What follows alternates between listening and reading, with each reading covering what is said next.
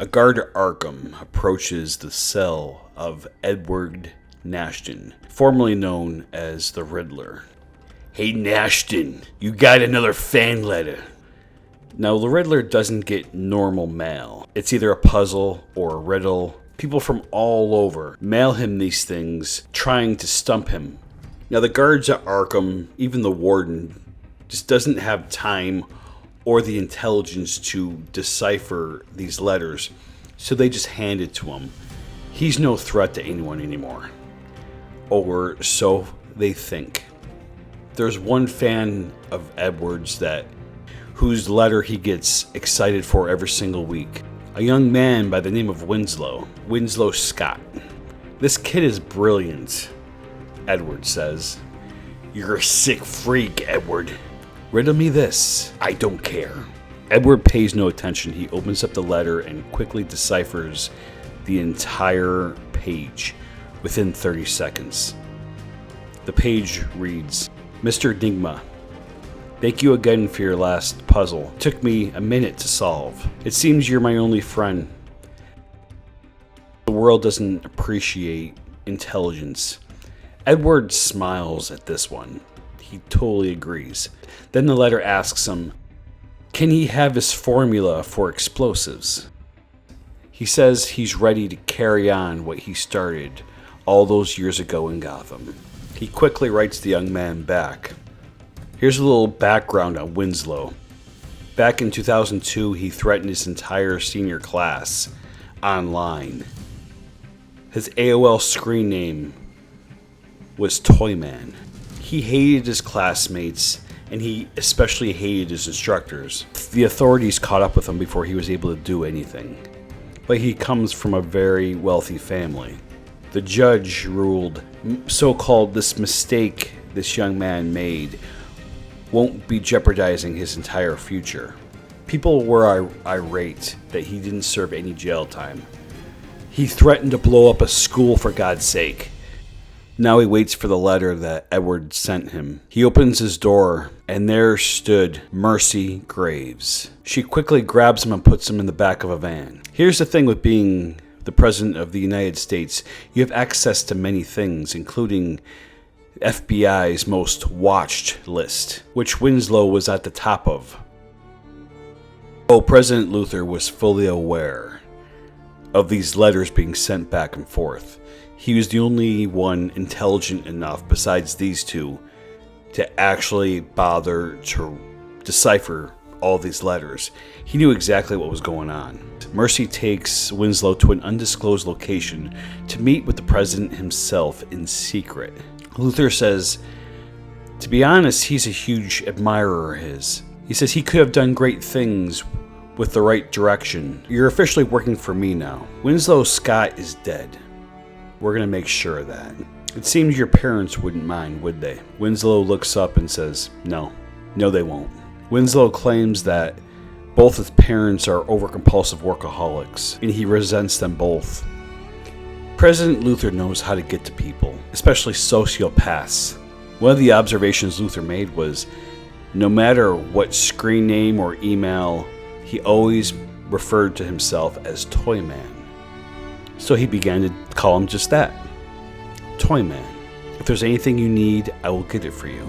But you will do exactly what I tell you to do.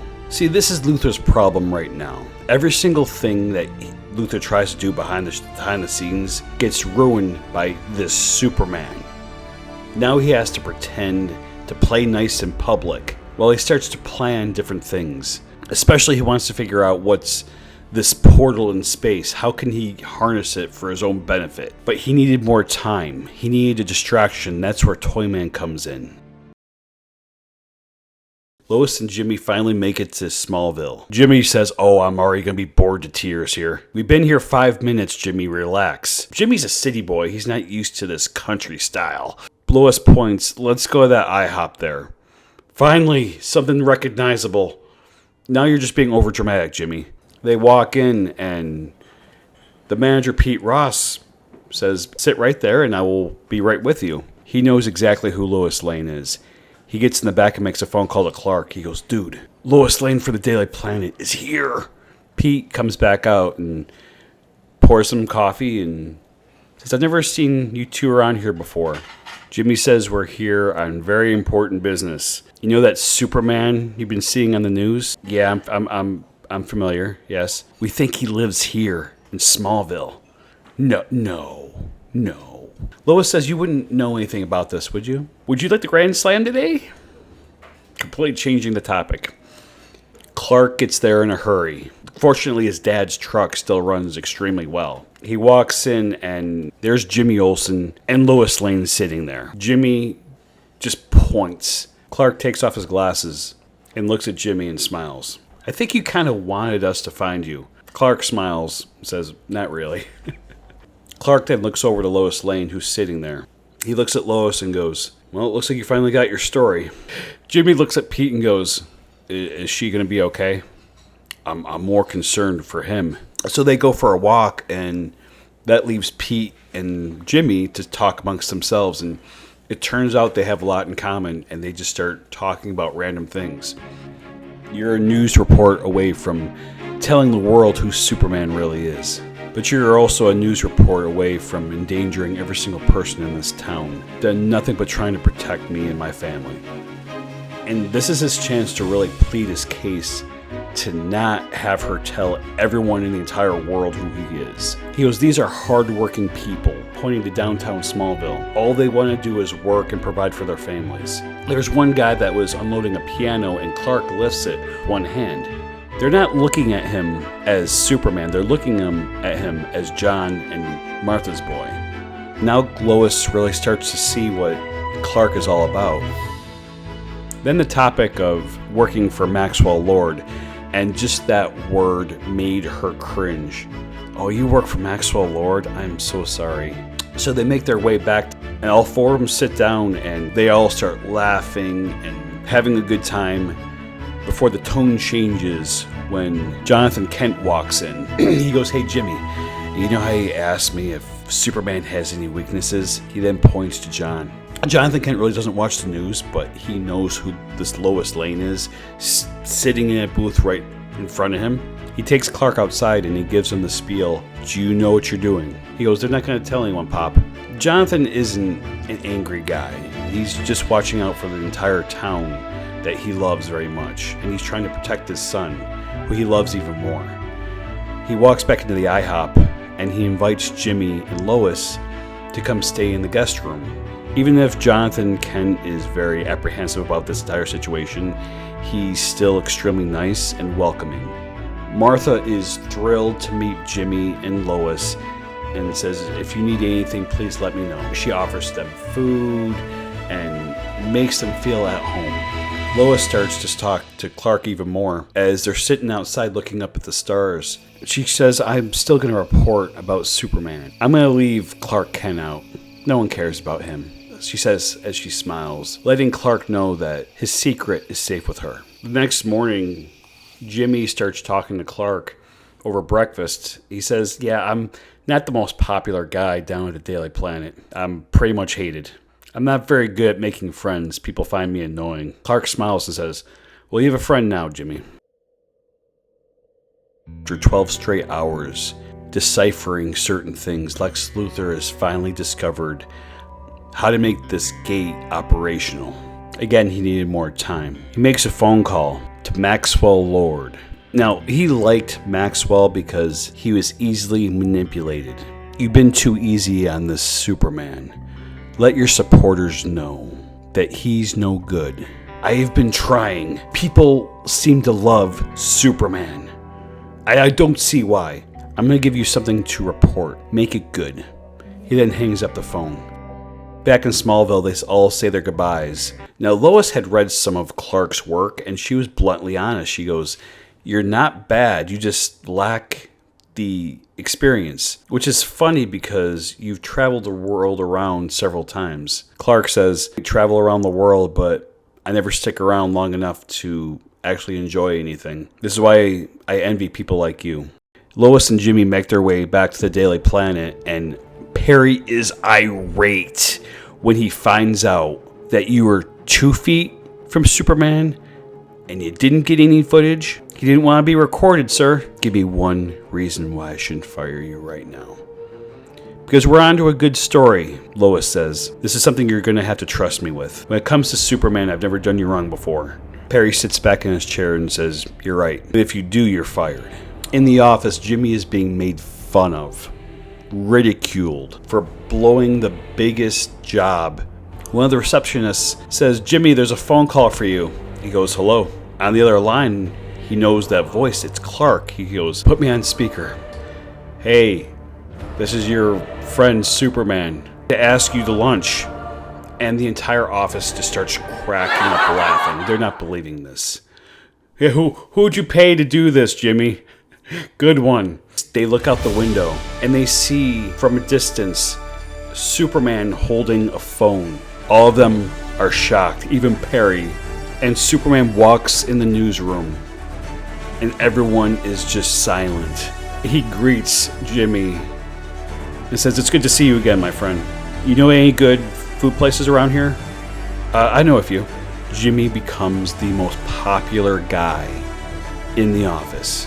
They start walking and talking down the streets of Metropolis, and it's warm out, and they see these kids trying to break open this fire hydrant. So Superman comes up and he undoes the fire hydrant, making water go everywhere. The kids are loving this. And of course, this gets the attention of the Metropolis Fire Department. And you know what? Clark makes friends with them too.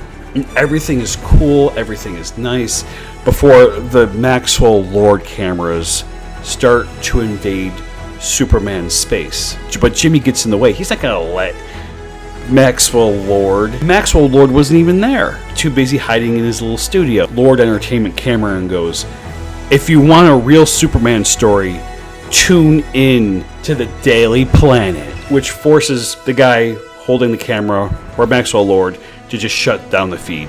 They don't want to have the Daily Planet being mentioned on their television feed. And for the first time, Jimmy Olsen raises his camera and points it at Superman. Now, this isn't Jimmy doing things for his job. He wants people to see him how he sees him. He's doing this for Superman.